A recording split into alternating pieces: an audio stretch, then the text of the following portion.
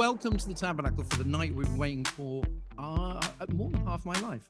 The Oh God, What Now election night special. Or rather the election, not the podcast. I don't think there were podcasts when I was born. Britain deserves better political podcasts. Thank you so much for choosing to spend this historic evening with us. It's quite stressful. It's a bit like DJing at midnight on New Year's Eve. Do we have the tunes? Yes, we do. It's Things Can Only Get Better. I'm Dorian Lynskey. I went back this morning and listened to the December 2019 post-election episode, which was quality audio, but the vibe was very different. A lot has changed, but we actually have 3/4 of the same panel here tonight. They need no introduction, right?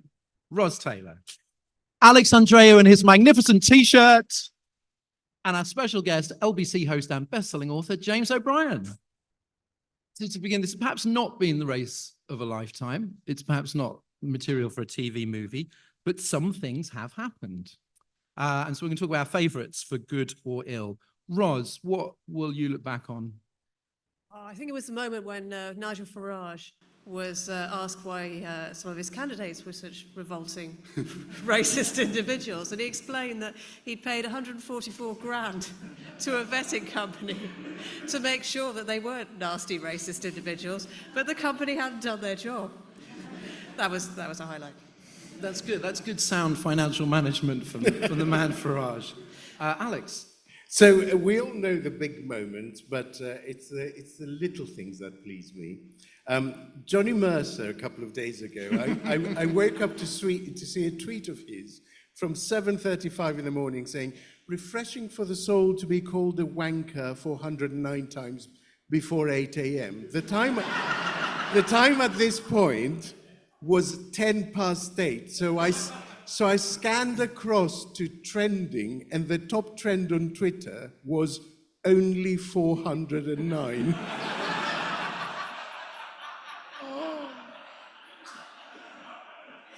James, what about you?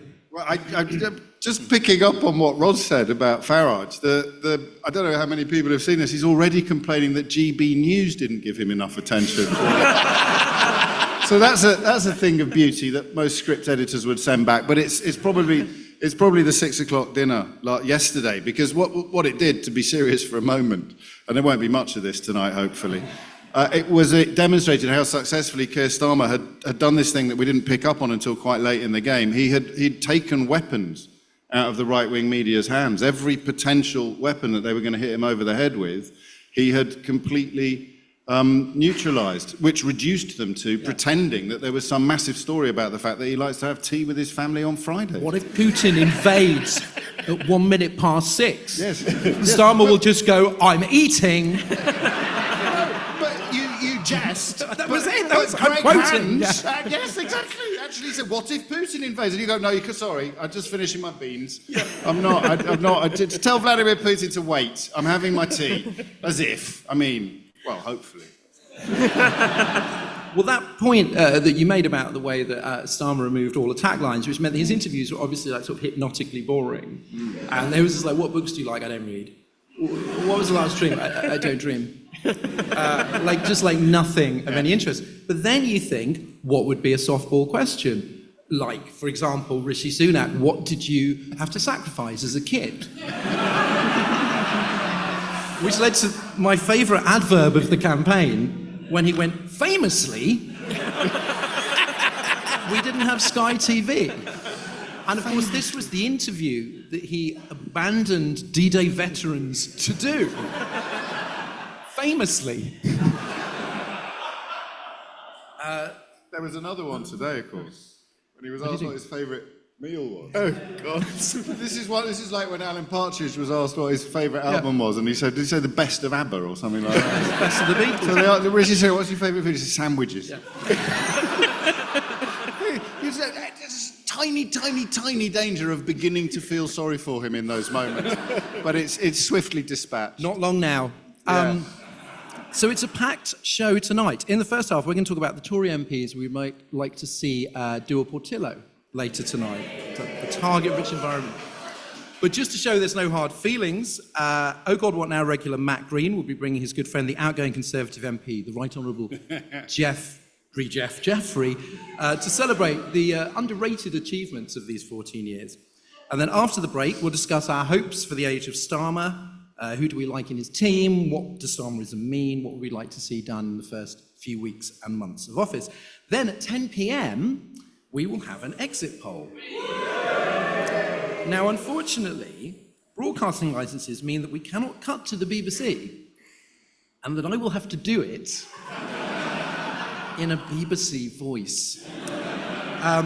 And then after a few minutes of what we hope will be good times, we will throw open the last half hour to questions. A lot more questions than usual. We think you're going to be quite lively. But first, right, we need to make a deal. Provided Labour wins at 10 o'clock, promise me you will not be disappointed if it is not a mega landslide that reduces the Tories to one MP and his dog. Promise me you will not be downcast if turnout is low, or Labour gets less than 40%, or Reform does surprisingly well, or if you didn't vote Labour, the party you voted for does not do as well as you'd hope, presumably you're not a Conservative. Promise me you will allow yourself to celebrate for the first time in 27 years the experience of Labour removing the Tories from office. And promise me you will savour...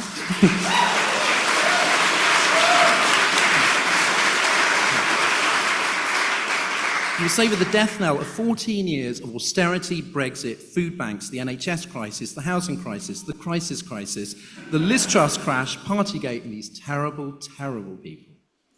Because the Liberal left does have a tendency to sort of anticipate defeat. We've had a lot of experience, and talk down its victory. So just promise me that for one fucking night, you will enjoy this. Yes?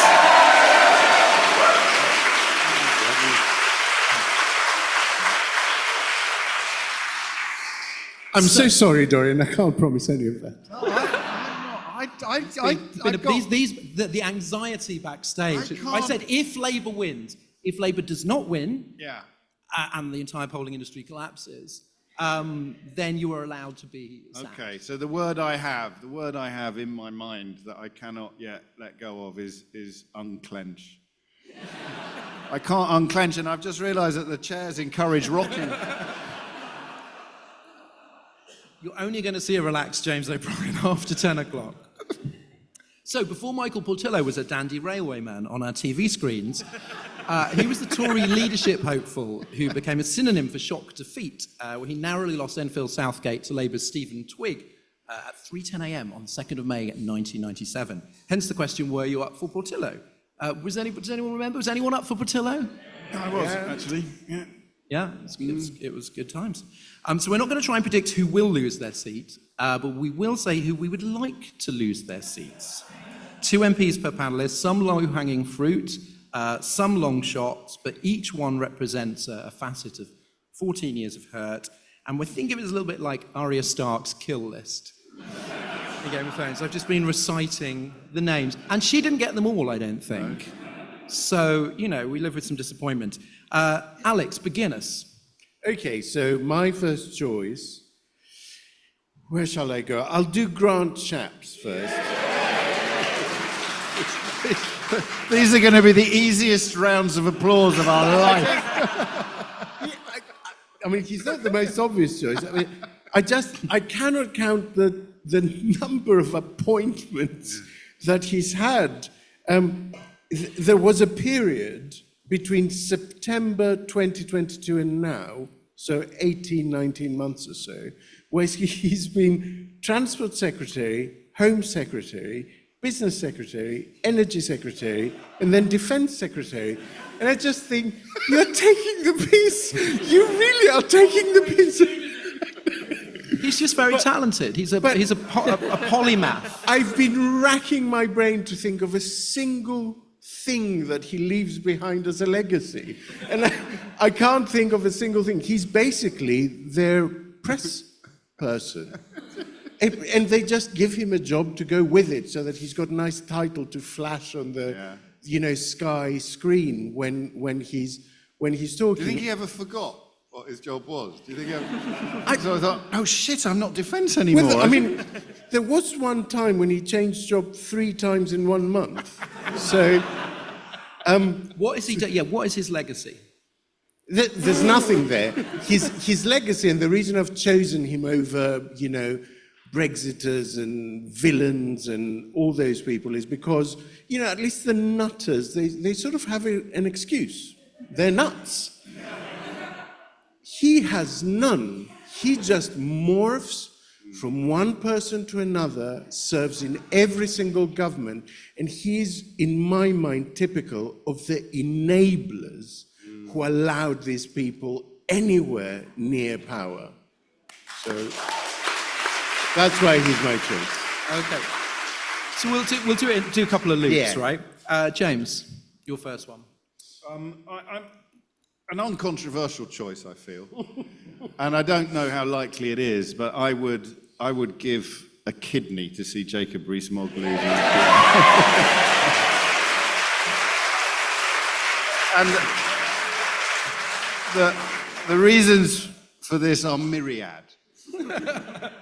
But I think chiefly, and this speaks perhaps to what Farage represents as well moving forward, is this appalling deference that is baked into our class structure, that because somebody speaks as though they're a sort of penny farthing in human form, they must therefore be possessed of intellectual acuity. He's highly educated, although if In I were, what? well, No. if I were his parents, I'd be asking for a refund. But he is highly educated, but he's as thick as mince. So I see Rees-Mogg and 30p Lee, who was a contender for this question as well. I see them as two buttocks of the same backside, because one is, through no fault of his own, clearly poorly educated, and one is incredibly highly educated, but they're both very stupid, and yet Rees-Mogg gets treated as if he isn't. And that is a huge part of the broader malaise that the country has been caught up in, certainly since 2016, and arguably since 1066.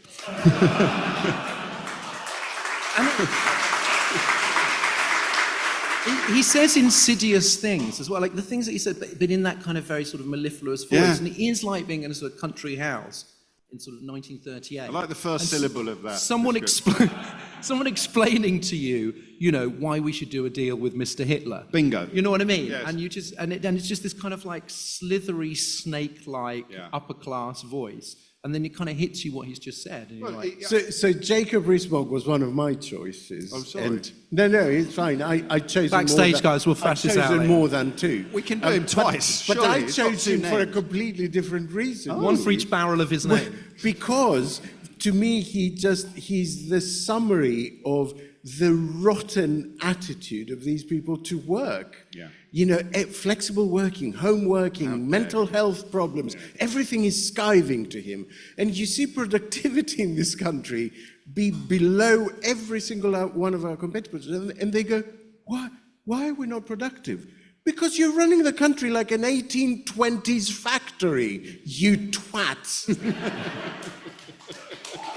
But Going around leaving notes, saying, where were you today? But you're not going to get rid of him, James, because he's going to do reality TV. He's actually he's filming for reality TV right now. I think He's going to they're show not- called they're Mogg's filming Dogs or something. Thailand. There's going to be loads of dogs that kind of look like Jacob Rees-Mogg. I think that's the sound of the Kardashians quivering with fear on the other side of the Atlantic.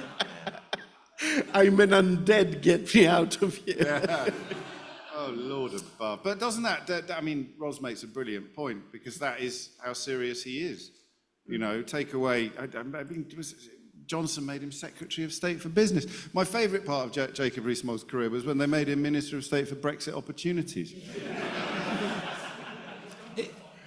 Even Chaps could have done that. That sounds like a Monty Python Yes, sketch, right? absolutely. 10 years ago, you'd It's say... like Well, like to be a fake- fair, he it's could a have fake also done job, silly isn't it? walks, couldn't he? Sorry, Dorian. Ros. Yeah, I know there are more, compelling personalities out there and people to hate on, but for me, it's got to be Gavin Williamson. I'd forgotten about him. Thanks a lot. How could you forget? Well, in some ways, why wouldn't you want to forget about it? But it's the bullying mediocrity of Gavin Williamson and the way that he personifies the lack of talent in the Conservative Party, particularly in the last decade. I mean, there was the schools fiasco, there was him promising that primary school kids could go back to school, and then knowing perfectly well that was impossible. And then there was the A-level marking fiasco, which we can all remember. And then, but possibly his highlight was the Queen's funeral. Because if you recall, he wanted to go to the Queen's funeral, and he didn't get invited. And he started emailing and complaining to Wendy Morton, who was sort of organising the guest list, and said she had chosen to fuck us all over. You know, which when you consider what we were talking about, Mom. Yeah, we were talking about the death of the monarch. It was a low point, but the trouble is, though, he probably won't lose his seat, because he's managed to ooze himself into a new seat, which is very, very safe. So what I'm actually hoping, part of me, is not that he loses his seat, but that he is literally the last man standing. And the only person who can lead the Conservative Party now is Gavin Williamson.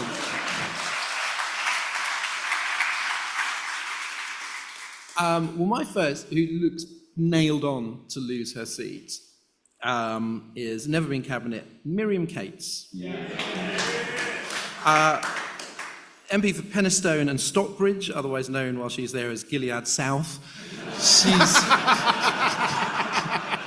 an evangelical Christian, reactionary, massive fan of Suella Braverman. She has ties to conversion therapy. Yeah. She's at the forefront of National Conservatives, conspiracy theories about cultural Marxism and trans people and why we should all have more babies for the fatherland. Oh. And there's just something so sort of terrifying. There's actually loads of her in the Republican Party. Like, yes. they just kind of, they pop them out like she wishes people were popping out babies. There's tons of them. And over here, it just seems so extreme and so sinister and theocratic. And she got an enormous amount of attention for being mad. And I'm sure she's young enough and mad enough to have many, many more opportunities, unfortunately, but at least not in Parliament. And plus, that's an easy one. You've got to pick the easy ones, right? Because there's some She's out, is she? She's done. Well, I mean, unless things go badly, unless your buttocks are correct and things go badly wrong. Unclenched. But I mean, she's definitely near the kind of, like, if the tide is coming in to wash away the Tory sandcastle, she's in the first turret. So she's National Conservatives with Danny Kruger. Do you remember? Yes, with Danny Kruger. I think. Do you remember the Natcons and the Popcons? Are they different? We've done this. The People's Front of Judea, the Judean People's Front. Yeah, but she's in both. Oh, well, there you go. That's called hedging your bets. Oh, bit close to the bone for Tory politicians. I stumbled across a clip of... I do this for a living, allegedly, and I thought I was across most things. I stumbled across a clip of Danny Kruger from the day after the election being called yesterday. And I'm sure you remember this. He gave an interview in which he used the phrase failed state to describe what had happened and took that as a jumping off point to explain why people should vote Conservative. So I watched it several times. I played it several times. Who failed it, Danny? Well, I had 14 years Look in into charge. it. The state is failing, and he literally said, so you can't vote Labour because that would involve everything carrying on as it has been for 14 years under this failed state. And he said the words, with different faces. And so that was a moment. He's not on my list, but on reflection, I demand a recap. He's in the Cates crew. Yes. Might just be them. Yes. Alex, number 2. Come on, I was just throwing that joke over to you. Not entirely obvious choice, but I have developed a real antipathy for Gillian Keegan. Why can't you just give her some credit? But that's it, right? It's really fucking hard. But that's it, because that's basically been the last 5 years. Everything they do is just sodden with this sense that you should be grateful. Yeah. We are great people. Why aren't you giving us any credit? I'm doing you a favour. Meantime, also, her husband, CEO at UK Fujitsu during the postmaster scandal. So he had to resign some cushy cabinet office job as an envoy or something. And another company that he's connected to got a 1 million contract from the Department of Education while his wife was in charge of it. And I was reading the write-up in the papers, and they were all going, there's of course no suggestion of impropriety. No, seriously. And, you know, she had no involvement in the decision. And it's like, it doesn't matter in what countries it's allowed to happen that looks like it looks. So, yeah. I love those Tory power couples where one of them is awful and then you find out that they're married to somebody equally as awful. And then you think, well, at least that takes them both off the market. Esther McVeigh and Philip Davis, we're all thinking. So Gillian Keegan for that, you know, does anyone ever say, do you know what, Gillian, you're doing a fucking good job? It's like, do you know what, Gillian, you're not doing a fucking good job. There's literally blocks of concrete falling on kids, so it will take quite a lot. Did she actually use her own name? No, I don't. Oh, I think it would be great if she goes, wouldn't it be great if someone just said, thank you, Gillian? No, that was just my reimagining. I think that would improve. Yeah. It would have been better. Ros? Priti Patel.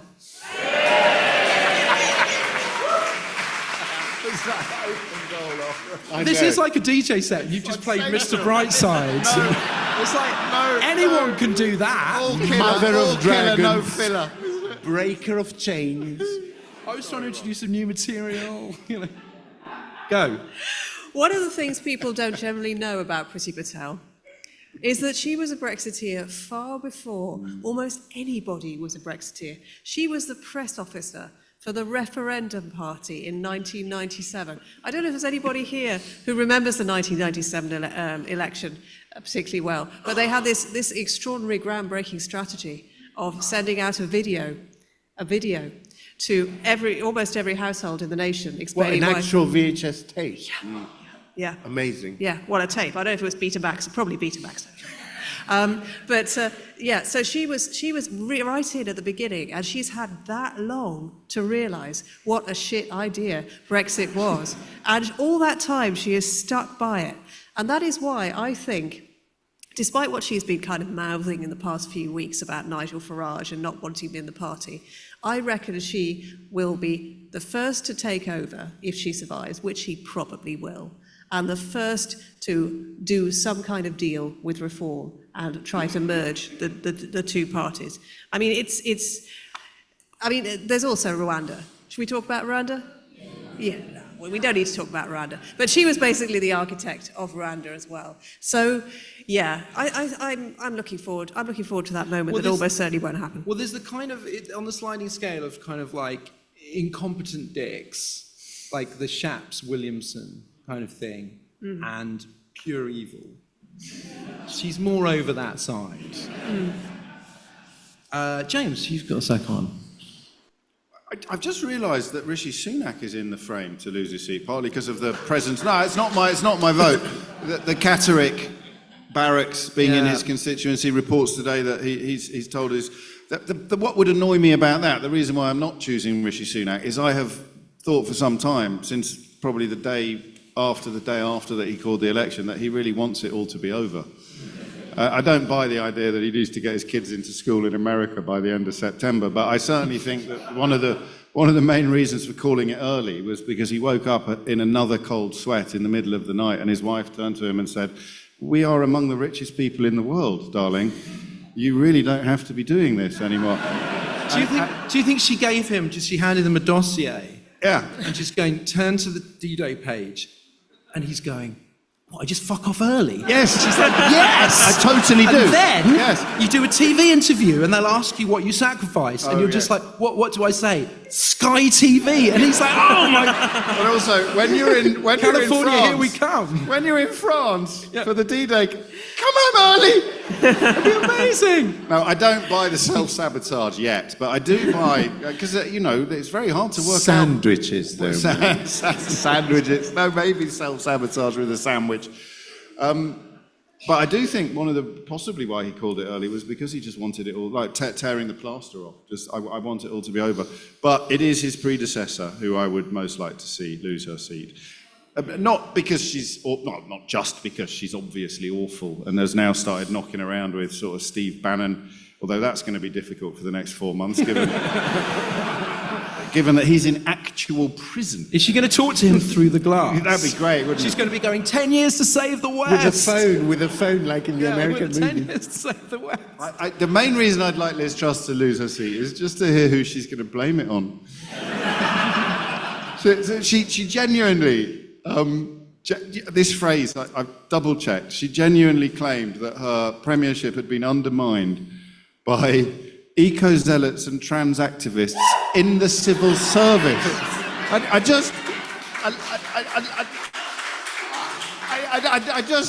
love to have seen the invitation to that meeting.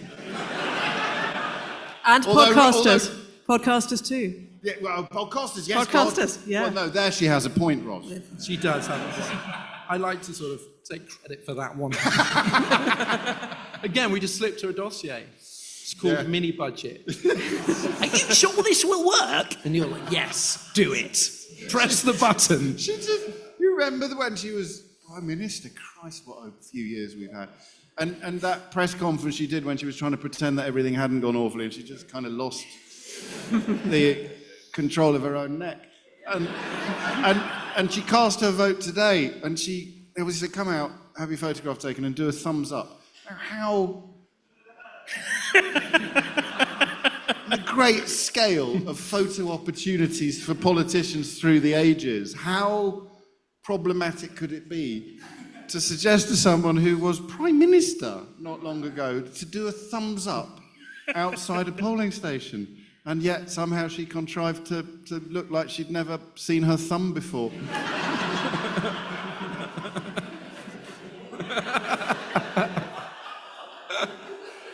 Is this right? Is this right? So I'm the last one. Okay, I'm going to say former Tory leader Ian Duncan Smith. What was that? What was that? Was that a cheer because you're nostalgic for the days? Oh, he was all right. He's doing his best. It's all relative. He's doing the so-called quiet man. The quiet man is turning up the volume. Yes. So anyway, the Department of Work and Pensions, he was responsible for very cruel benefit sanctions, the boom in food banks. He was also into Brexit. The chairman of Boris Johnson's leadership campaign. Then he supported both Truss and then Sunak. Also an opponent of gay rights. So if you're something you hate about the Tories, IDS has got something for you. He's just covered fucking waterfront. But the main reason I've chosen him is if he loses, it will mean that the kind of mess over Labour's deselection of Faiza Shaheen and her running as independent didn't matter. And I kind of worry about, not that it's going to make a massive difference, but I just worry about kind of splitting the vote and letting him get back in for no reason. So I'd be especially delighted if Labour had managed to shoot itself in the foot. And then he can be even quieter man. We will never hear from him again. Well, he will have been delighted about Truss, because until Truss, he was the only Conservative leader never to face an election. Yes. They ditched him halfway through. IDS is also, he's a Yoda-like figure in the Dean Dorris's memoir, sorry. The plot. The plot. And there's a great where someone just goes, what you need to do, Nadine, is speak to Ian Duncan Smith. End of chapter. And everyone's just like, I fucking can't wait for her to meet Ian Duncan Smith. And he explains the plot to her. So maybe the plot will finish him off. Yeah, but Dorian, universal credit. Yeah. Yes, another one of his gifts Give to him the credit nation. for universal credit. That is enough, Portillos. Before the break, we want to find out how gung-ho the audience is, because the range of results in the MRP projections... damn it, I tried to remember what MRP stood for, and now it's gone again. Multi-level regression... Multi-level regression, something. Post-stratification... Yes? Yeah, MRP. Let's just pick a random member of the audience and demand They would know. they tell us. You, MRP. Interaction. And we are not reckless enough to make predictions, but we're hoping that you are. So I'm going to read out a number of numerical options for the scale of Torygeddon, and you're going to cheer the one that you think is most likely, right? Not the one that your heart tells you, because I think I know what your heart is telling you, but the one that you think, coolly, let your anxieties run riot for this one segment only. Okay.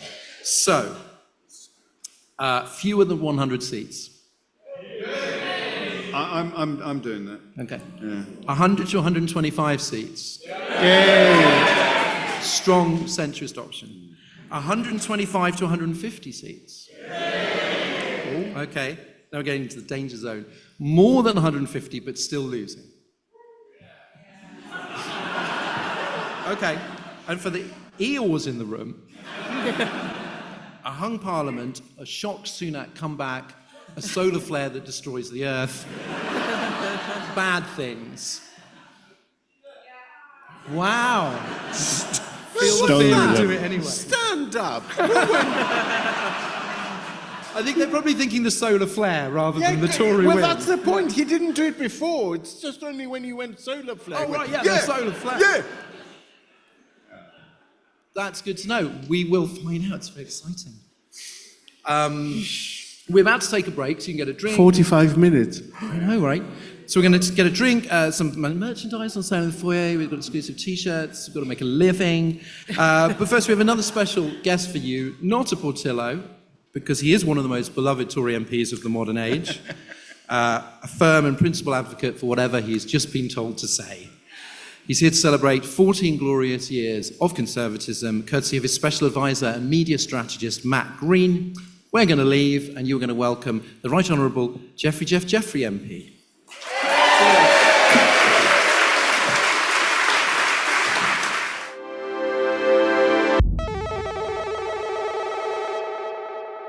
Thank you so much. Hello. Yes, I am the Right Honourable Geoffrey Geoff-Geoffrey.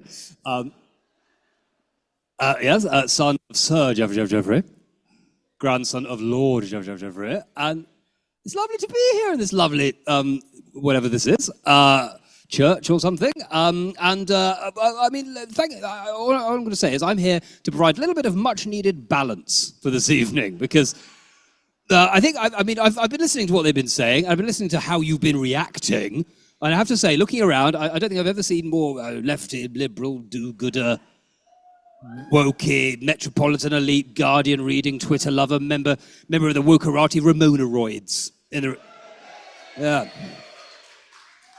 Yeah, Ramonaroids, a bit like hemorrhoids, but harder to get rid of.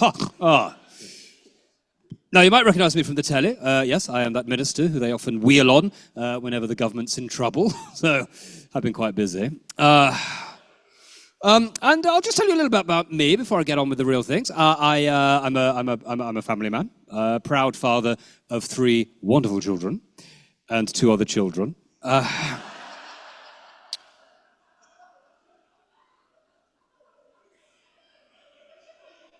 was also the MP until very recently for the constituency of North South Torriton. It's a lovely constituency, I've heard. And despite the fact I'm wearing this, this is sort of just for show, really. I unfortunately did decide not to run the election this year. I'm sure you're very sad to hear that. No, I'm afraid nothing political, just personal reasons. In that personally, I didn't want to lose. Nobody wants to be Michael Portillo. I mean, they've been talking about him all night already. I mean, guy's obsessed with trains. But nobody wants to be him at all. But specifically, nobody wants to be him, humiliated in front of the whole country. I mean, look, if I want to be humiliated, I will pay for that in a private club. But it's not easy being a candidate. Some of you have never done it. Most of you have never done it. It's not easy. I mean, just look at Ian Dale. Tough, wasn't it? I mean, he was a candidate for, I think, 5 minutes, was it? Before he had to withdraw because someone had recorded him slagging off his constituency. I mean, at first I was thinking it's a bit mean, isn't it? A bit mean to have a go at somebody. It's not very nice to record someone's private conversation. That's what I thought. It turned out he'd said it on a podcast. And look, I know that the only people who listen to podcasts are losers and weirdos, but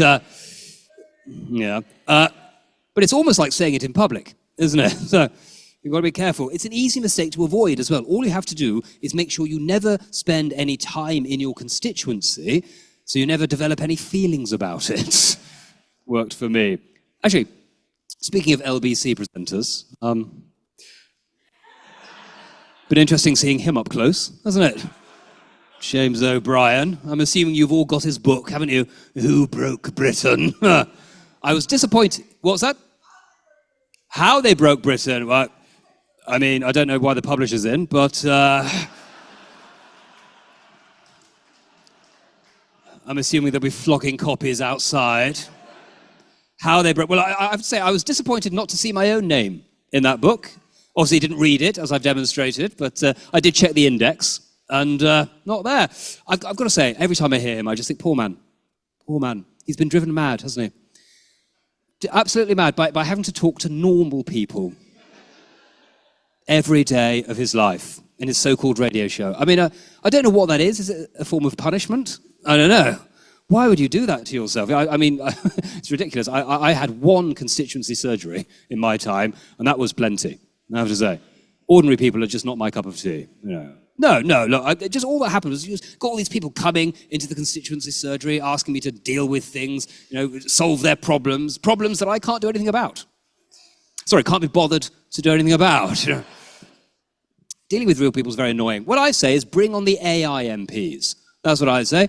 Won't be long now, will it, before we get AI chatbots for MPs, and they'll be much more useful, they'll be much more practical, and probably much more empathetic in many ways. Actually, I'm a big fan of AI. I was an early adopter, early investor in ChatGPT. Well, it's a bit like ChatGPT, only every so often it tells you Brexit's great. Oh. Possibly the wrong crowd for that one. Okay. Now, you might be thinking I'm looking a bit jolly for somebody whose party's about to get beaten like an egg in one of Nigella's recipes. But no, I'm actually feeling all right. I'm about to come into a little bit of money because I put a bet on. Not on the date of the election. That's amateur stuff. No.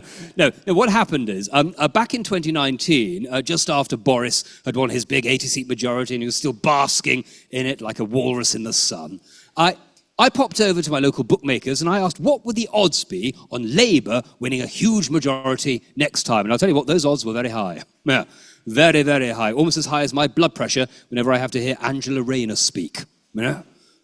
But so I put a bit of a bet on, and fingers crossed, it's looking pretty good. It's going to be exciting because basically I knew these people. I was hedging my bets, if you will. Yes, obviously there was a chance that we were going to make Brexit work and everything would be fantastic and everybody would profit. But on the other hand, it would probably be a shambles, but at least I would profit. And it's looking pretty good so far. Now, anyway, that's a bit of intro about me. But as Dorian said, I've been asked along tonight to run through some of our greatest achievements over the last 14 years. I asked, how long do I have? They said, 5 minutes. I said, I can do it in 4. But seriously, it's just been hit after hit after hit to the economy. Who said that? Firstly, we had the coalition years, of course, 2010 onwards. Dave and George running the show with Nick sort of hanging around looking sad in the background. Time of great achievements like smashing the Lib Dems, same-sex marriage and austerity. 3 bangers there, Of course, the only thing that people remember about Dave now, of course, is that thing about the pig, which, no, can I be clear? That is obviously just a scurrilous rumour, and it never happened. I should know. I was there. Yeah. When it didn't happen. Despite all that, we had a bit of a surprise win back in 2015, of course. Turns out we smashed the Lib Dems even more effectively than we thought, and a bacon sandwich came to our rescue.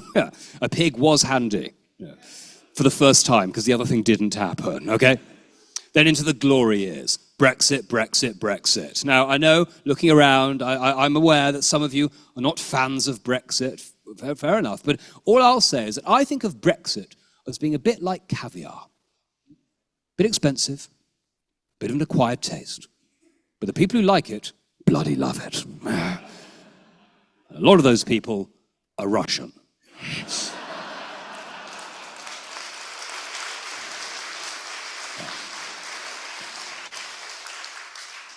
Yeah, those Russian donations have dried up a bit. That's a bit weird.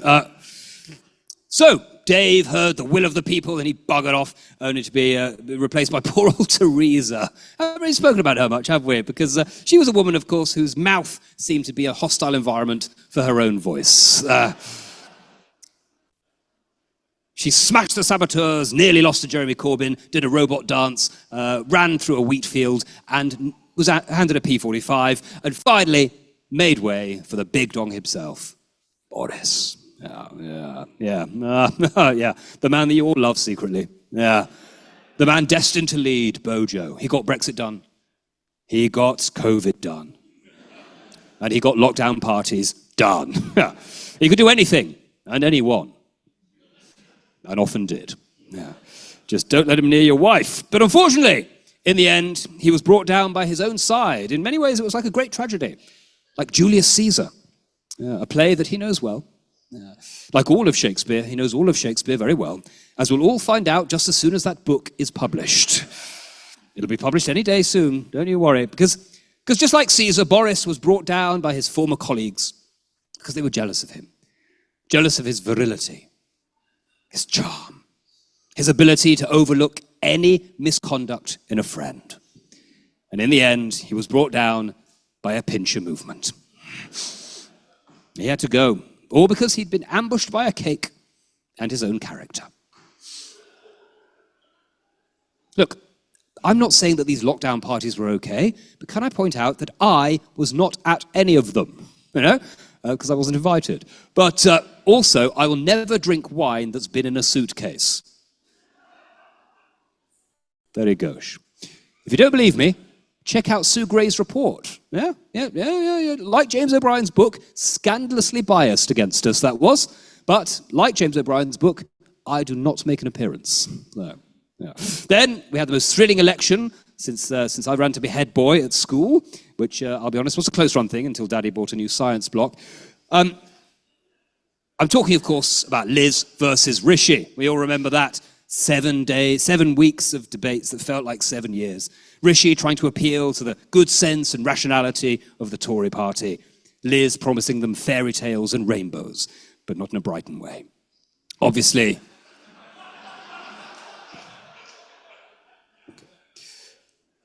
Okay, some of you will take a bit longer with that one, that's fine. Some of you will get on the way home, that's absolutely fine.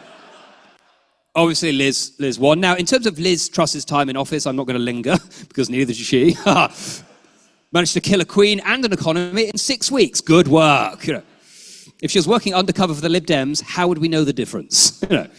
But no, she seems to have her sights set on America these days, which I think might work for her, because compared to many of their politicians, she's still quite impressive. So, Anyway, that brings us to Rishi and now.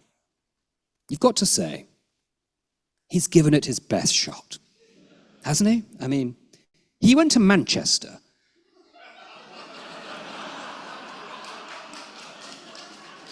Apparently that's enough. He went to bloody Manchester. He went to Manchester and he cancelled the HS2 extension to Manchester. That took balls. He announced his election in the pouring rain with no umbrella. That took balls. He left the D-Day commemorations early. That took balls. Because in the end, that's what his whole campaign has been. Balls.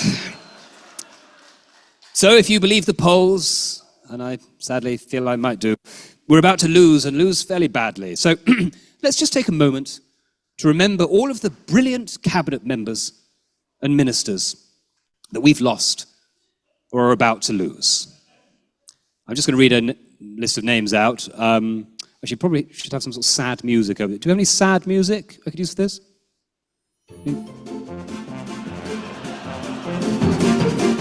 No, that's not sad. Something sad, something downbeat, something depressing. Get rid of that. Something different.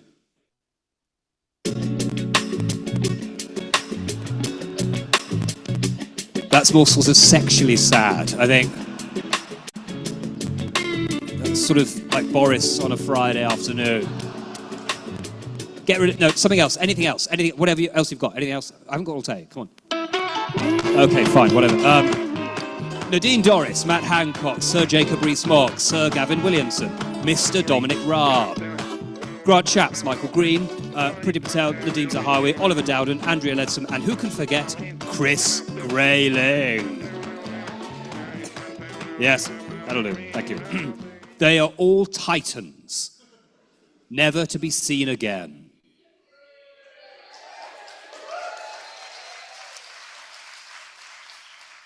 Except maybe on the board of a FTSE 100 company or a reality TV show on Channel 5. You'll miss us. You will miss us, because at least we were fun. Well, easy to make fun of. Very similar. So what now for me? You might be thinking. That's certainly what I'm thinking all the time. Well, I don't know, really. I might get my show back on GB News. Surely there's room for another series of effing and jeffing with Geoffrey Geoff-Geoffrey. Because we've got to keep the population nice and angry so we can have a crack in 2029. Yeah? People say, would you join Reform? Well, I don't know, maybe, possibly. I don't like the name. I think they should go for something a bit more honest, like Nigel's Gang. Right Said Nige. Or the Farage Against the Machine,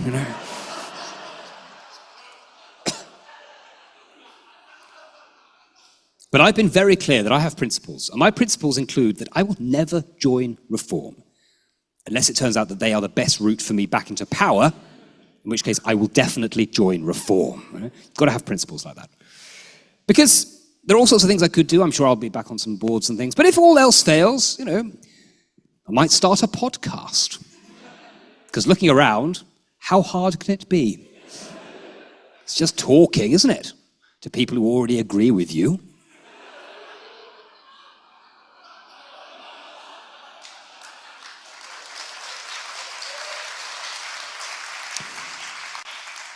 And I've been doing that for years. And if I do start a podcast, look out for it on Apple and Spotify and wherever you might get your podcasts. I already have a name for the podcast, or I have a title. Oh God, the rest is Geoffrey. What now? And before I leave, I'd like to say thank you very much for listening. I know that you weren't expecting necessarily to hear from a Tory MP this evening. And you're a lovely, lovely audience of people. And I know you're a lovely audience because I think you're the kind of audience who understands that to give a round of applause to somebody you agree with is easy. But to give a standing ovation to a government minister would take real courage. And with that in mind, we're going over to the interval now. Have a drink. We will see you very soon. I have been the Right Honourable Geoffrey Geoff-Geoffrey. Good night! Thank you. Thank you. Thank you.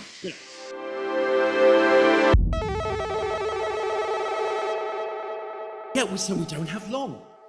We have 10 minutes for hope, which I think is fine. A new dawn is breaking, is it not? Maybe. So it's extraordinary where we've ended up. When I was listening back to the 2019 show, there were some predictions, the boldest of which was when Alex was the only person to name Starmer as possible Labour leader and went, give him a year, like interim, set the ship straight. Nobody predicted the COVID-19 pandemic, very disappointing. So we're going to be talking about all the kind of, challenges and mistakes and disappointments and so on of the, fingers crossed, Labour government in the weeks and months to come. But for now, it's hope, hope, hope. Ros, what are you hoping for? Mostly I'm hoping that when I talk to people from abroad, they don't kind of look pityingly at me. When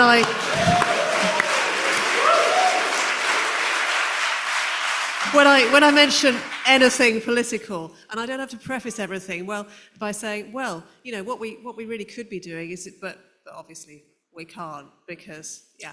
So that's my big hope. I also have massive hopes for justice, because I know this is totally unfashionable and totally unsexy, but the justice system is in a terrible, terrible place. And if there's anything that Starmer ought to care about, because, he used to be Director of Public Prosecutions. I did not know that. Didn't you? Yeah, yeah. He used, yeah, and he ought to care about the state of the justice system. And I know it's kind of not visible to most people, and I know it's not sexy, and I know that it's not as heartrending as the NHS, and it's mostly to do with crims, and that's difficult. But still, it really, really, really needs fixing. And the way things are going, we're going to have to fix it super quick because the prisons are literally overflowing. So that's my hope. Yeah. I just get people to stop doing crimes. Well, under Starmer, you will find that there is no more crime. That's what I thought, because he disapproves of it.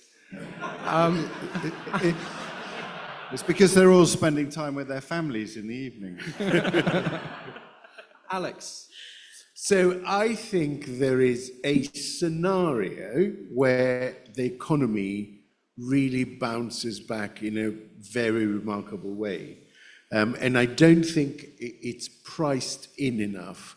I think a large majority would mean the sort of stability, like a lot of people have been deferring investment decisions, both in the UK and internationally. And I think there is a scenario where they get a big majority and money just flows into sectors.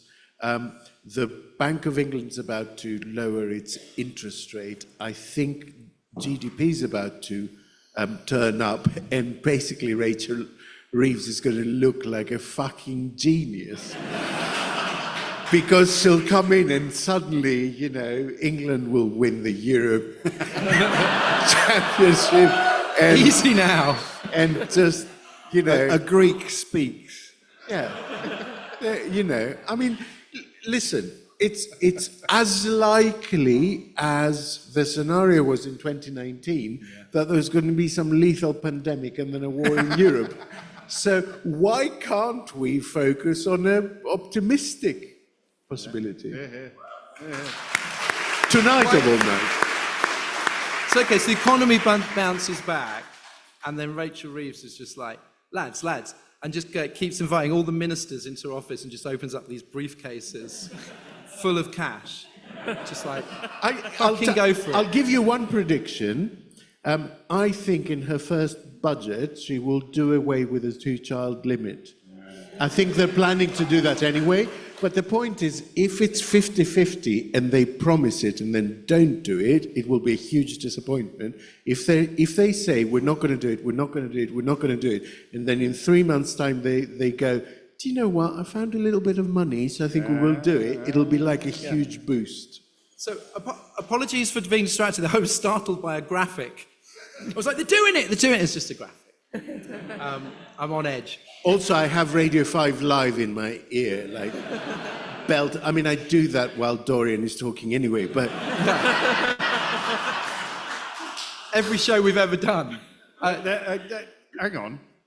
There is another radio station available certainly between 10 o'clock and 1 o'clock in the morning. Yeah, but to be honest, mate, has considerably more listeners. You're than right, Ryan. Shutterbox. It's shit. Well, this is awkward. What's your question, Dorian? Alex is your most annoying callers. That's Alex, the actor, putting on voices. James, what are you hopeful for? Something quite obvious and yet significant. I would like to return to the space where everybody on the pitch was playing by the same rules, even if they were passionately opposed teams, even if their scarves were tied very tightly around their neck. I'd like to return to the days where they weren't tied so tightly around their neck that it had cut off the flow of blood to their brains. And that's not a uniquely centrist or left liberal position. I think we saw some of that during the court, where we're still seeing it tonight as a consequence of Corbyn's leadership of the Labour Party. The idea that it doesn't really matter what the facts are. I always watch corners at football games, whether they're on the telly or whether I'm at Kidderminster Harriers, although admittedly the crowds at Kidderminster Harriers are rather smaller than they are when I'm watching it on the telly. And the vitriol, what? Are you joking? Well, that's a first. And that was that my daughter? Yeah, okay. the hatred that they demonstrate, you can see it at the Euros a little bit, although not as much as you do in the club league. The idea that whatever this person does, it will be disgusting. If you break the leg of my centre forward, then it is the fault of the referee, or it's the fault of the centre forward. And that has leached into politics, mostly, but not exclusively, on the right. So I would really, really like to see a return of the days when we could acknowledge quality or integrity on the other side of the political divide. And I've been reading a lot of Aneurin Bevan lately, and he would not agree with me about this. He would categorically, he comfortably and repeatedly used words like vermin. He spoke about the Tory project in the 20th century being persuading poverty to use its political freedom to keep wealth in power. And I'm 52% disagreeing with him and 48%. I would like to test it if we had time and just bring out a kind of series of pictures of the Tories that are likely to be left over. And you have to do the respect challenge. Yeah. That's but the I like problem. the idea.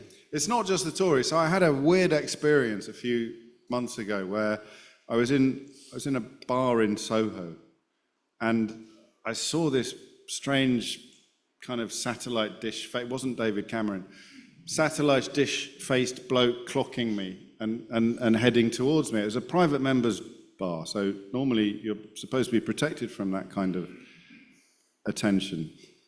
And this chap comes up and goes, hello, James, I'm Richard Tice. And he said, now this is going to really surprise you, but I'm a great fan of your show. I listen every day and I think you're fantastic. And I kind of, in the moment, thought this is emblematic of a bigger problem. So I said, well, I think you're absolutely disgusting. And I can't believe that you've accosted me in public in this way. And that is an illustration of where we are, because people like that need to be called disgusting and they need to be called depraved. But there must be people on the right wing who aren't. Your Heseltines, your Soubries, your Rory Stewarts. Let's just get back to a place where we can at least break bread together. If we find one, we'll give you a shout. Yeah, well, Soubry just voted Labour. I just checked her Twitter. Yeah. Well, mine is because one of the things that hasn't been talked about much in the election is climate change, and one of the things I hate about the British system of government is that people always get kind of reshuffled. And sometimes I think what's great about shadow cabinet, and hopefully, is you've got people who are really into their thing. And Ed Miliband is really into climate policy.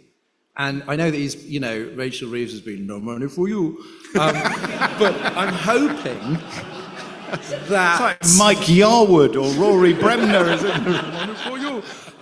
And I'm naughty. I'm hoping that the fate of the planet might be worth a few bob. Yeah. And he's got lots of ideas and he's very passionate about it. And I'm kind of hoping there'll be some movement on this because it's gone backwards. It makes even, like, Boris Johnson seems relatively green by comparison to the last two. So, and it's good for survival.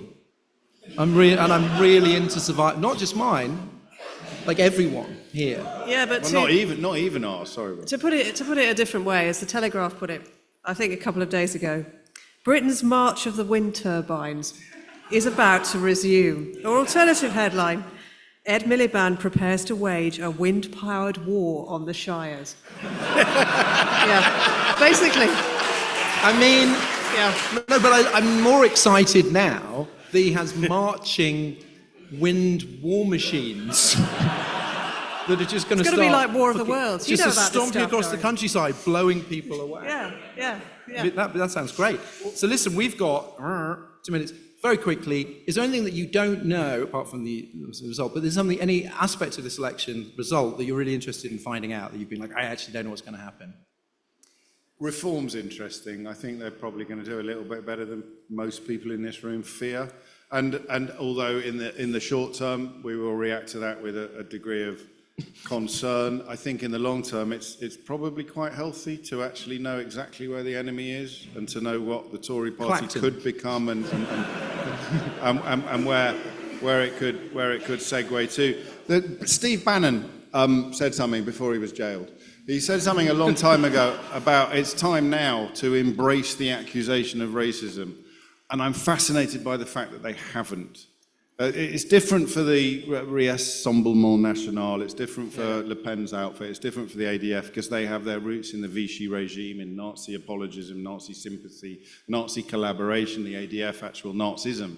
For everyone else, for America and the UK, specifically the UK, they can't do it. They can't actually come out. Farage is spending most of his time saying, well, there's a massive racist in my party. Ooh, oops-a-daisy, how did that happen? And he's not embracing the accusation or the reality or the presence of racism. And that's quite encouraging because the closer he gets to being taken seriously, he's a heckler. And the closer he gets to the stage, the easier it is to hit him between the eyes with a freshly laid turd. I'm interested in conversing. What happens? Sorry, that was a little bit. I'm interested in what happens on the left. Independent candidates like Corbyn, the Green Party. Obviously, the Gaza factor has lost some Muslim voters, and I'd be just really intrigued to see if Labour is kind of a lot of these seats they're still going to win.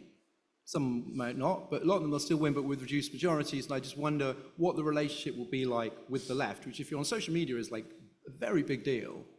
And it'd be just interesting to see how that manifests in the results. Ros? It's 10 o'clock, right? So you're just going to cut me off. It's not happened yet. Okay. Do you want me to? Do you want me to just fill space? It's about to. No one's listening to us. Quiet. Okay. Because this might have a time. Quiet. Go on. No. Labour landslide.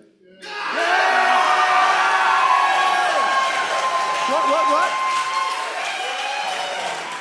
What's it say? 61 for the Lib Dems. No. SNP on 10. What? 13 seats for Reform. Ooh. Plaid Cymru on 4.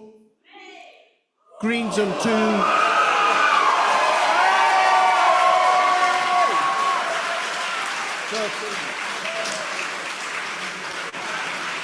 Not on the high end. What? Not on the high end. It's not on the highest end. You're good at opening this stuff. Okay. 18 was the high estimate. 13 is not bad. Okay.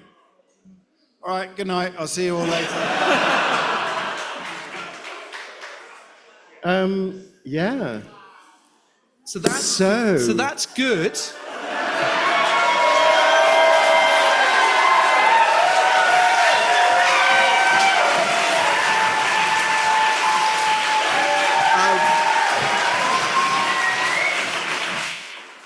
Incredible. All right. 27 years, man. May I? So here's something that's only just occurred to Are me. you going to unclench now? No, I'm going to unclench, but I don't like that Reform result for obvious reasons. No, but wait, because this is what I do. Should we go? Yeah. No, God, Christ. I need to keep the champagne in the room. The bigger that Farage's caucus is in Parliament, the bigger his problem becomes. So although he will claim to become the de facto opposition, his ability to actually manage a situation that involves anything other than self-promotion and egotism is well proven to be non-existent. So I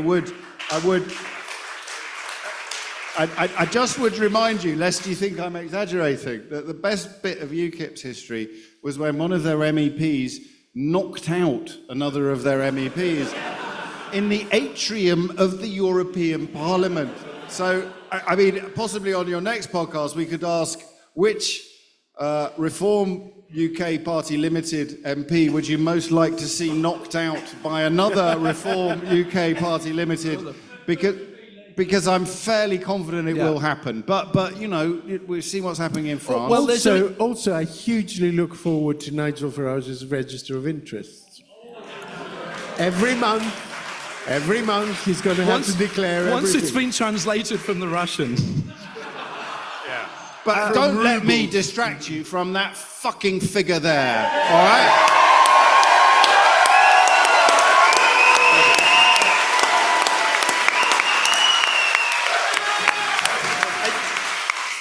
Well, I think maybe there's a if you paid attention to the most extreme MRPs, you're just like, well, the Tories are roaring back. with a worst result ever. Is it the result worst since- ever? Well, Yeah, 1906. This is It was the like worst 156 in 1906. Yeah. It is. So it's the worst result. Oh, I remember since 1906. Let's not get carried away. That was when we launched the podcast. And that is the Alex largest. failed to predict the First World War, And which that's is the disappointing. largest number of MPs that Labour has ever It was had. all about free trade. Yeah. And dare I say it, that if the Tories were reduced to the hardest rump, that's a bit sexy, but like reduced to reasonable, the chances of a merger with Reform were higher, and this presumably gives a chance for the brave men and women of the One Nation Tories to stand up and be counted and fight. No, I mean, obviously they won't, but it's still... there was still a thing where could it be so brutal that they just go fash? I mean, that's a very good question, but I'm mostly obsessed by the fact that I've finally uncrossed my legs.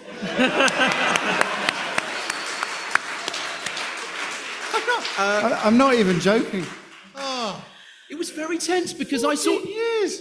Well, you know Rumours, not the Fleetwood Mac album, but the annoying ones, where... And I literally looked on my WhatsApp and someone's going, oh, Laura Kunsberg says the postal votes. And then I was like, why am I... But once it's in your head, once she's there with her shaking her head, Yeah. and you're just like, maybe everything's wrong. But it's not. Now, normally we would have more of us talking, because we love the sounds of our own voices, some more than others. But we're going to throw open to questions, and hopefully we are going to be able to talk about some of the other big picture stuff. I know everyone needs just like a minute, like a... Everyone's got champagne in the audience, crack pipes, however you celebrate. And then we can just have a kind of... 410. That's so many. Yeah.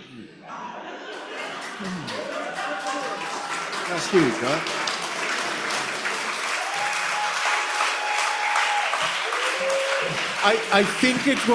I think they calculated that the capacity of the benches was 380 something, so they're going to have to maybe produce a sort of gallery or something. So But do you remember after 2019 when Boris Johnson was going to be in power for a decade? And it would take Labour that long to maybe scrape some kind of mini majority. he's a very unambitious time traveller who turned up to our podcast show instead of literally travelling anywhere else in space and time and gone, I know it looks bad now, right? But in 5 years' time, Labour will have 410 and the Conservatives have 131. Yeah. Your mind would have been blown. And it's weird that with the MRP things, you're just like, it's the same, it's not a bazillion and 12. There's a cautionary tale there, though, because the certainty with which people greeted Johnson's pathetic majority compared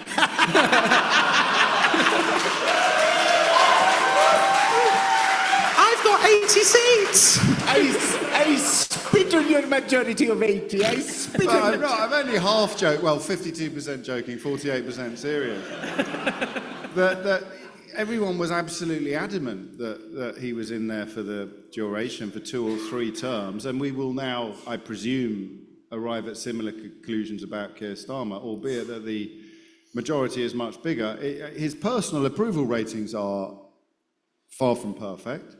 The challenge before him is huge. The comments about the single... I can't do it, sorry. I'm trying to be serious, I'm trying to be sensible, I'm trying to be centrist, and I'm trying to be balanced, but Christ on a bike, can we not just have a drink? Well, do you know what helps? Is that I channel my inner Alistair Heath. Yeah. And... No one has an inner Alistair Heath. That's Alien. That's the scene from Alien where...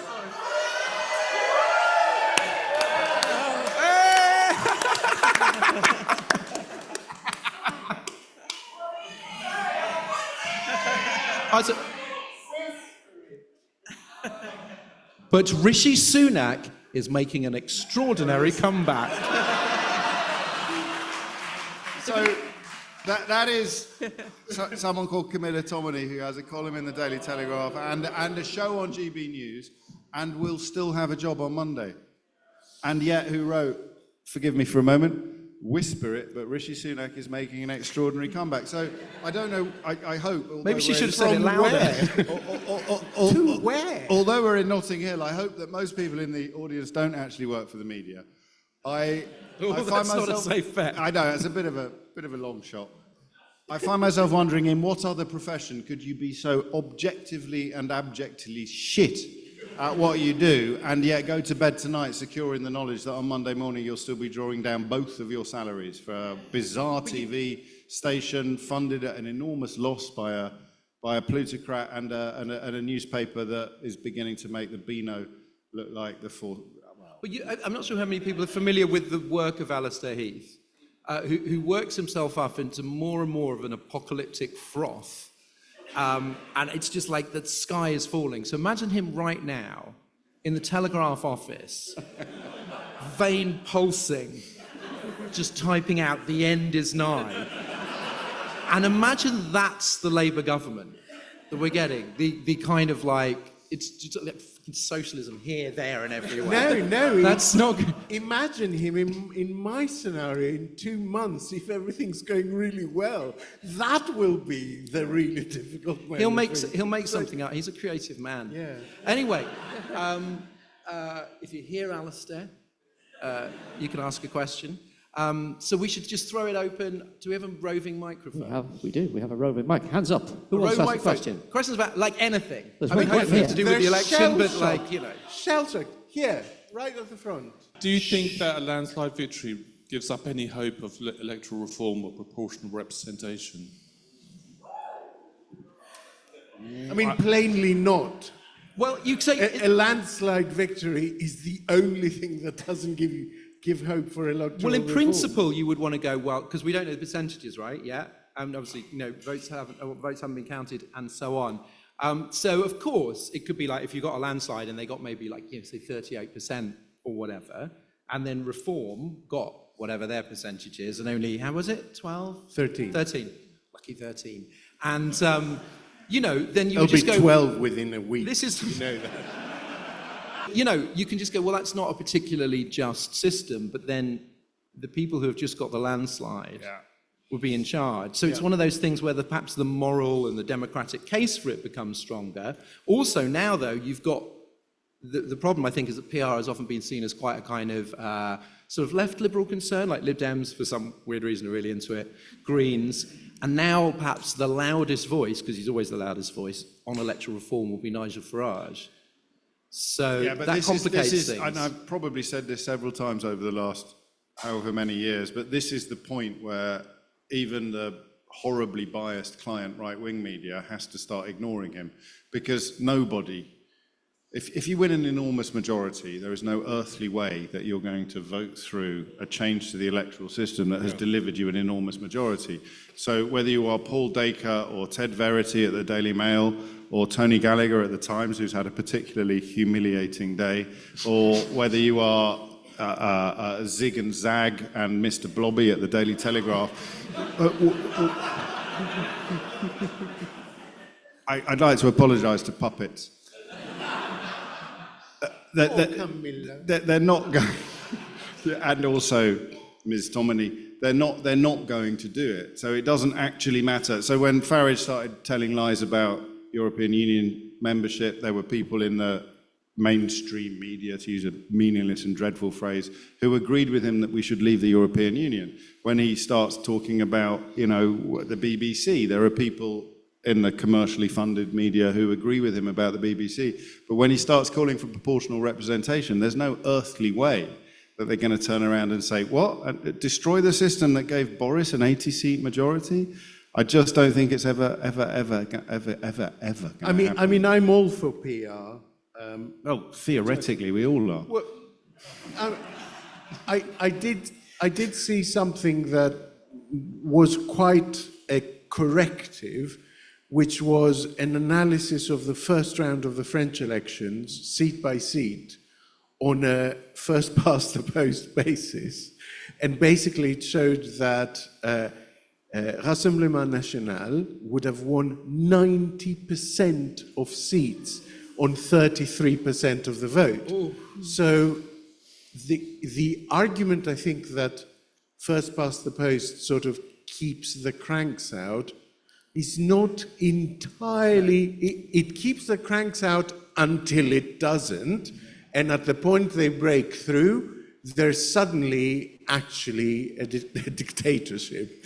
And so that is to me, that was a stunning map to look at. Every single seat. We should move on. Try and get through some more questions. Where is the microphone? Our new Prime Minister, I'll just pause for a second. Oh my goodness. He mentioned, I think it was yesterday, about the UK not rejoining the EU in his lifetime. Oh, come on. Can we have one night? It's one hang night. On. It's going to get better. Can we remove the vibe killer, please? So Alex has very regularly and rightly pointed out that it's not Britain's decision, it's the EU's decision, first and foremost.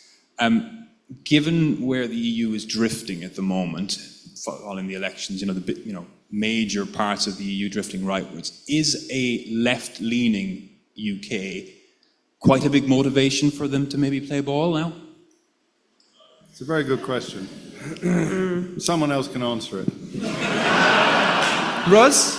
Well, yeah, I mean, Jean-Claude Juncker gave an interview yesterday in which he basically said with some relish, I forgot how long it was going to be before we rejoined, but that Britain was discovering what happened when you left the single market in the European Union, and it was exactly as he had predicted it would be. So I think for the moment they're quite enjoying just watching, but that will obviously, that may well change.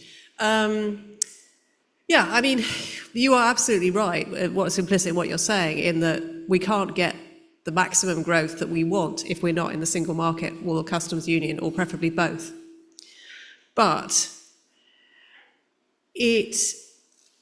I think the EU is going to change profoundly in the next few years. I do worry a lot about the far right surge. I think it's going to potentially be reduced to a single market with a lot less immigration available, a lot less immigration allowed than is now. And I think what it aspires to do will shrink. And what you'll see is a big defence alliance being set up. Could well be Starmer will get us into an alliance with Germany, which has been talked about in the next few days, which will be quite extraordinary in itself, when considering what's come before. And yeah, I'm sorry, I'd love to say we're going to rejoin. I can't say we're going to rejoin. Well, regarding Starmer's thing, that I'm really looking forward to Prime Minister Starmer versus campaigner Starmer, who says sometimes the most god-awful bullshit. And he'll be just asked a question, and he goes, what about this thing, which is sort of like a bit left-wing? And he's just like, oh, no. Oh, no. Oh, and it's like, no. I think he does actually kind of would like to do some of this stuff. Yeah, and to say in my lifetime, I mean, unless he's, he knows something we don't. Like, that seems like it's quite a long time. And why would you say that? That doesn't make any sense. You just have to go, it's not on the agenda at the moment. And I feel like there's just, I want him out of that mode. And into the running things mode. Yeah, I think we probably all do. But specific to the question is that he's done another. So I have to do a radio show every day, if you don't know, which I've spent 14 years being relatively critical of the current regime, particularly since Brexit. And relatively critical. Relatively critical. Relatively current. RIP. Yeah, I've spent months trying to find positives to talk about, but I felt like Jacob Rees-Mogg when he was Minister for Brexit Benefits. So I'm conscious I go on air tomorrow in an entirely, all things being equal, in an entirely changed universe.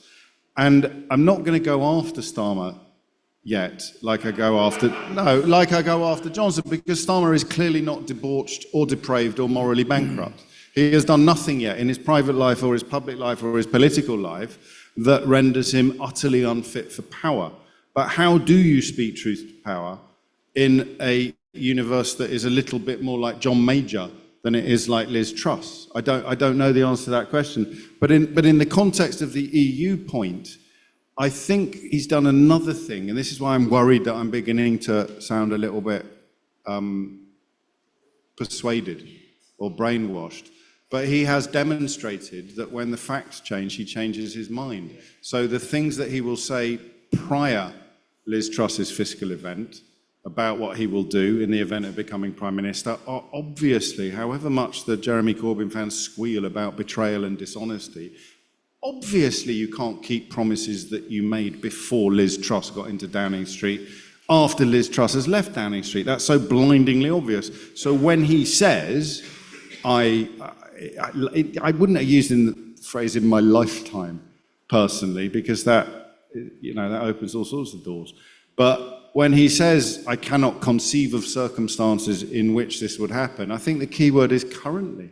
Imagine if 80, 90% of the country is going, for Christ's sake, it's as obvious as gravity. We've got to be back in the customs union at least. We've got to be back in the single market at least. If they'll have us, we've got to be back in the European Union. I think he's established a modus operandi that actually allows him to say, well, my feelings were clear. Wait, don't spoil it. I've been working on this all night. But it's the will of the people.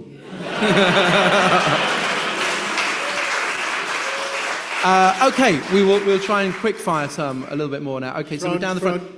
There's two people on the front row who are just dying. Middle front. There's a lot of people who are kind of, up the reform and everything as a joke, but not me, obviously, because, that would not be a very good idea. But anyways, and as a joke, they're saying, but when next they call the election, they might be actually serious about the vote. And I was wondering what you think the Labour will do to be able to kind of persuade the younger people to, vote them and not be influenced by... May I? I'll be very brief, if I may. Ask them questions. That's all you have to do. Ask them questions. What is it that you're hoping to change? What are the grievances that you have? What is the problem that you think that this party is going to solve? Explain to me how that has affected you.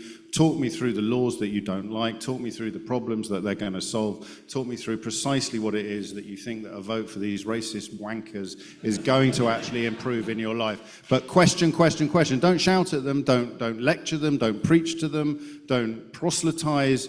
Just ask them question after question after question and do it in front of other people so that when they fall apart and their pants fall down, everyone can see what results.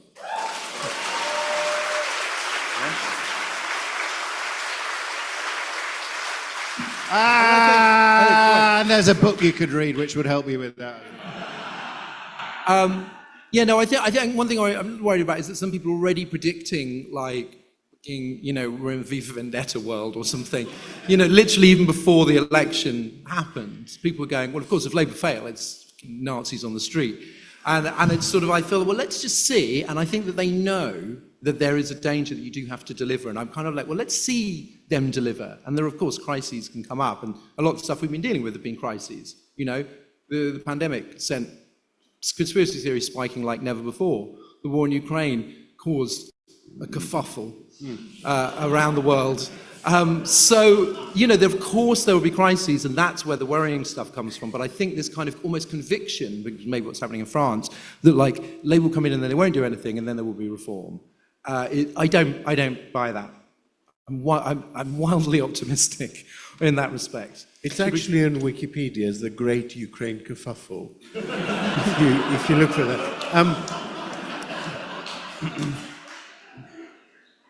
So, as someone who sort of saw the problems coming for Johnson, I completely accept what you say, that who could have said in 2019 that we'd be in this situation today. But the seeds for what happened to Johnson, that arrogance, that bombast, that overreach, were in his personality.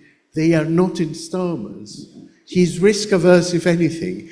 It will take them the better part of 50 years to chisel this down from someone that risk-averse. Clenching again! Come on. I can't believe you made me re-clench! But yes. Another question is someone on the end there who's been hang on. active. Yeah, so on that point, sandcastle theory, how long has Starmer got?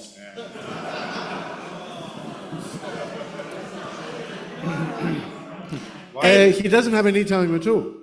He doesn't. He doesn't have any time at all. But that doesn't mean that people expect instant results. It means that people expect to see movement. So I think as long as people see them actively doing the right stuff, I don't think the public is inherently unreasonable. They don't expect this thing to turn around instantly, but they do want you to see you making the right steps. So if he turns around tomorrow and appoints like an ethics person and makes them independent and says you can start an investigation whenever you deem it necessary, that to me is a very cogent step that people can see that costs very little. And so I think reform, reorganization, review are really underrated. And I think there will be a lot of department reorganization, a lot of stuff that people have been like, the Home Office is a fucking mess. It should never have been one department. Well, remember that, a lot of things happened in the Tory years. They did a lot of things wrong. So this idea that kind of like, well, it went from that Tory landslide to a Labour one. And it's like, yeah, but it was sort of cumulative. There was like a lot of shit, a lot of terrible people, a government sort of decaying mentally, morally, physically, perhaps. And so it's sort of like, well, that's very different to sort of people being somewhat disappointed. You can be somewhat disappointed and you can still do, like Labour the 21, I don't remember the 2001 election, but they did get another term and then another term after that. I'm not saying that Starmer should bank on that, but nor do I think, well, we've seen it swing like that, and then we might see it swing all the way back. It's like, well, the Tories, it takes time to recover. Yeah, I reckon he's got 8 years. Don't hold me to that. Might be sitting here in 8 years' time. But he's 61 already, and I think he'll, with a good wind, he'll win the next election. But then he'll want to hand over to someone. And hopefully we won't be in the situation we were with Tony Blair and Gordon Brown, where there's this constant kind of tension once someone emerges who is the obvious successor. I really hope we don't have that, because anyone who remembers that time will remember how destructive it was, how tedious it was, how much pointless airtime it consumed talking about that feuding, and it distracted from proper policy. But I also think we're not going to invade Iraq again. No. But I think it will be the right time for him to go as well and hand on, because by that time, inevitably, you start moving towards 70. It's a big job, Prime Minister. It's a huge job. So I reckon 8 years. Yeah. Come back to me then. Okay, another question. Just vibes questions. Anyone like happy talk? We've got two there, so much so that you can almost reach back and throw the microphone to her. I'm afraid we've got time for one more because we have hard end at 10:30, I'm afraid. So, make it, you get to ask a lot of questions. Make it a good one. Who had their hand up here? Right. You look like a person with a good question. Oh no, the pressure. In the wake of such a crushing Conservative defeat, allegedly, thus far, do you think it's the beginning of the end as the Conservative Party is the leader of the opposition? And if so, who is it that's going to take over? Wow. I mean, I have to... Dare I say, I hope not, because the people that would take over would be worse. It would be on the reform side, because you need a right-wing back. No, I think that was just a fantasy, the idea that you were just going to have a Labour and Lib Dems, and it was just going to be just kind of like, well, how left-wing should we be? And then all the right-wing people would go, all right, lads, fair play, you get on with it. I think the opposition would be worse. It was a fantasy supported by some of the MRP polls. Absolutely, yeah. So I guess technically it wasn't a fantasy, it was a plausible position. And those numbers are, fantastic. I feel, again, that we've let you down a little bit by being all grown up and serious about things. But I think that the role of the opposition, regardless of Reform's performance, the role of the opposition, or at least the identity of the opposition, remains pretty clear. You've got 131 Conservative MPs, you've got 12 or 13 Reform MPs, you've got, 60-odd Lib Dems? Yeah. The likelihood of the Lib Dems joining forces with Farage's outfit is, I would say, fairly slim. So I think, even to go back to the original question about proportional representation, I think it's business as usual with grown-ups in charge. So I would say the Tories are not dead, but they're very, very sad. And just enjoy that. Anyway, look, we've got to go. Thank you so much.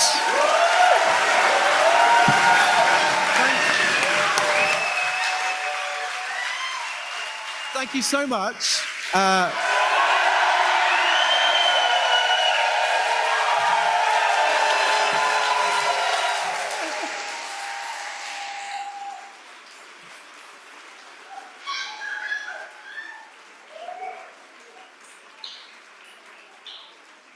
Thank you to Grant Chaps.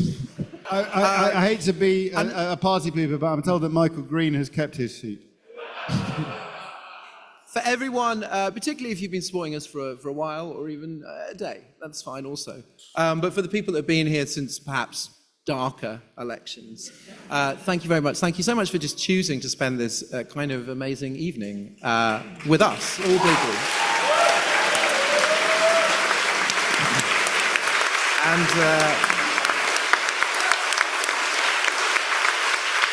And thank you particularly to Ros, Alex, and James. And thank you to all the Podmasters team who made it happen. Chris, Liam, Eliza, Kieron, Robin, Jade, Simon, Tom, Jarv, Andrew and Martin, plus Alex and Connor, and to Jill for putting the show together. Everyone at the Tabernacle, welcome us. And to our host, Dorian. And to the British public, well done.